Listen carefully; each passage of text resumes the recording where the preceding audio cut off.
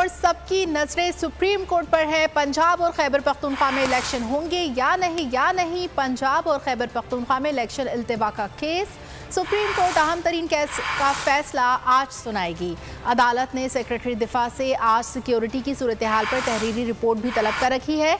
Chief justice ने election के दौरान सिक्योरिटी के लिए फौज की मसरूफियत के बायस पाक बहरिया और एयरफोर्स से मदद लेने की तजवीज़ भी दी है। अदालत ने रिमार्क्स दिए कि लोगों को मुश्किल में नहीं डालना चाहते, कुछ लोग मनपसंद जजेस से फैसला कराना चाहते हैं। पंजाब केपी इलेक्शन कब होंगे? बड़ी अदालत का बड़ा फैसला आ जाएगा। पंजाब और खैबर पख्तूनख्वा में इलेक्शन से मुतालिक सुप्रीम कोर्ट में अहम समाअत आज होगी। अदालत इलेक्शन की तारीख से मुतालिक महफूज फैसला भी आज सुनाएगी। चीफ जस्टिस ने तजवीज़ दी थी कि फौज मसरूफ है तो इलेक्शन की सिक्योरिटी के लिए पाक बहरिया और एयरफोर्स की मदद भी ली जा सकती है। अदालत ने सेक्रेटरी दिफा से आज तहरीरी रिपोर्ट भी तलब कर रखी है। चीफ जस्टिस ने वाजे किया कि आइन की पासदारी सबसे ऊपर है। विफाकी हुकूमत ने ऐसा कोई मवाद नहीं दिया जिस पर इलेक्शन मुलतवी हो सके। अदालत ने तवाज़ुन कायम करना होता है।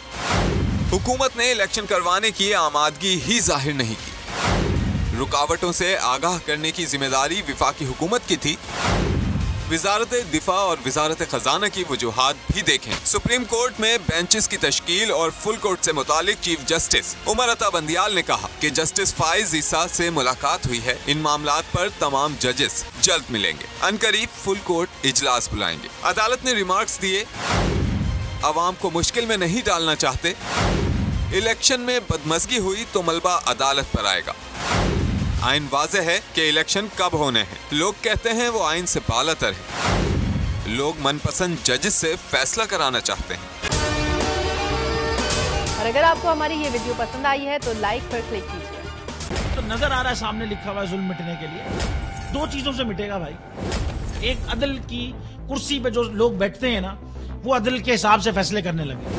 दूसरा, कौम निकल खड़ी उस जुल्म के खिलाफ, तो जुल्म खत्म हो जाएगा। या इन दोनों में से कोई एक चीज हो जाए या दोनों हो जाए। अगर 420 का मुकदमा था, उस वक्त अदलिया में जो लोग बैठे हुए केस देख रहे थे वो पूछते ना, यार चीट हुआ कौन है? जब उनको दिखता कोई चीट नहीं हुआ, केस खत्म कर देते। तो जालिम जुल्म कर ही नहीं पाता। 9 जजेस ने नोट बिफोर किया मेरे केस को, यार 1.5 साल चला। शख्सी जमानत का केस, सेम केस इस्लामाबाद में कर दिया। एक ही इल्जाम पे 2 केस हो नहीं सकते भाई। मतलब 60 दिन का वक्त होता है। 102 दिन के बाद मैं जीत गया, केस बरी हो गया। 102 दिन के बाद अपील फाइल की, एक्सेप्ट कर ली। नहीं करते ना एक्सेप्ट, खत्म हो जाता ना जुल्म यार। भरी अदालत में मुझे बरी कर दिया, फिर पता नहीं क्या हुआ। 2.5 घंटे बाद का नोट बिफोर, मैं नहीं सुनता ये केस। खड़े रहते अपने फैसले पे, मिट जाता जुल्म। अल्लाह ताला ने बिठाया इन कुर्सियों पे इनको यार, ये अल्लाह ताला की तरफ से फैसले करने हैं। तो या तो ये फैसले आएंगे, जुल्म मिट जाएगा, या कौम खड़ी हो जाएगी जुल्म के खिलाफ।